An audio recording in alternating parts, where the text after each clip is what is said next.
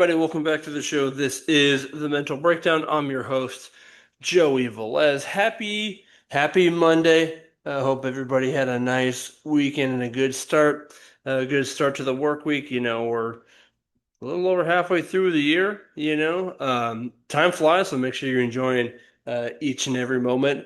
One thing I'm grateful for when I got a chance to do it yesterday.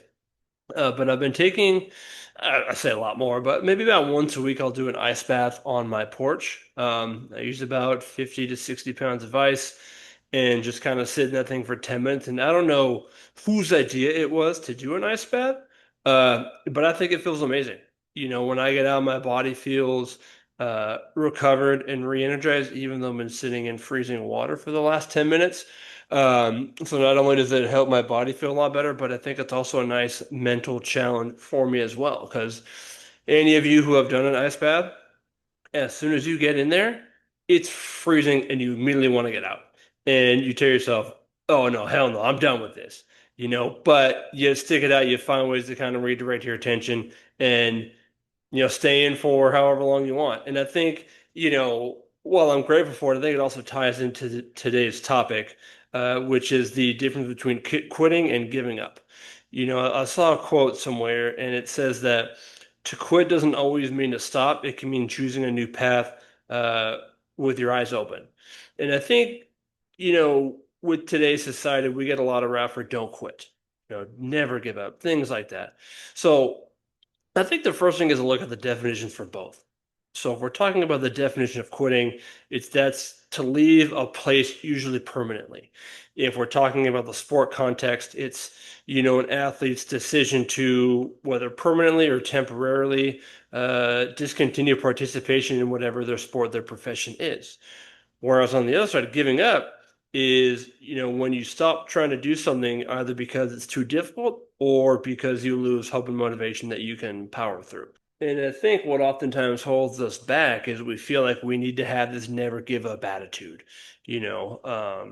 However, I think we need to change the way we look at quitting because quitting allows us to move forward and find new opportunities and adventures that are more suitable to us. Now, this isn't to say you shouldn't try.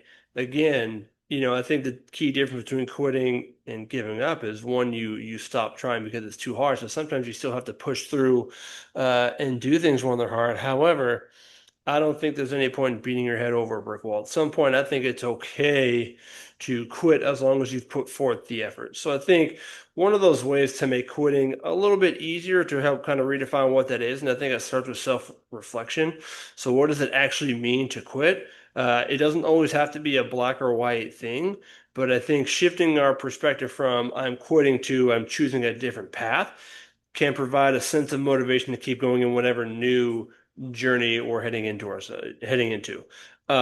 Another thing is to ask yourself, does this still serve me? Whether it's a job, a sport, a task, whatever it is that you're doing, asking yourself if it still serves you. Because if what you were doing is no longer aligned with who you are, or no longer has an impact on your emotional or mental state, then moving on to something new can now be a form of self-care. Maybe this new thing can serve you a little bit more effectively.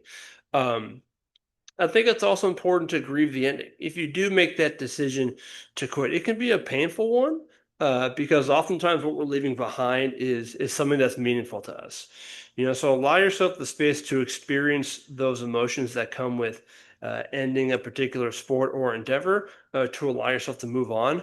But then I think you can also recognize the cost of staying, because I think sometimes we think that staying in the same place is what I need to do to build myself mentally, physically, whatever. But I think oftentimes it ends up causing more damage because we're not allowing ourselves to progress forward.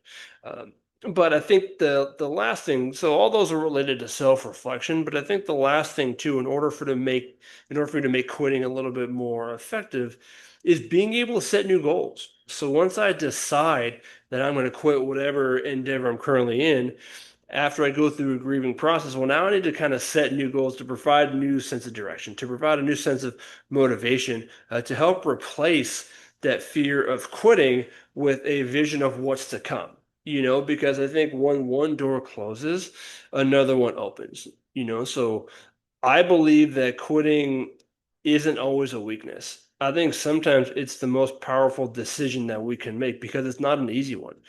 And I think you may not be closing the book necessarily, but maybe you're just turning the page to a new chapter that's worth reading. And that's what I have for you all today. The difference between quitting and giving up. And that I think it's okay to quit whatever endeavor you're doing as long as you've put forth in the effort and as long as it provides you a new way to move forward. So thank you all for listening. Thank you all for stopping by. Have a good rest of your Monday. Have a good start to the week. We'll do it again soon. Don't forget, today is a great day to make an impact. All right, y'all. Have a good one.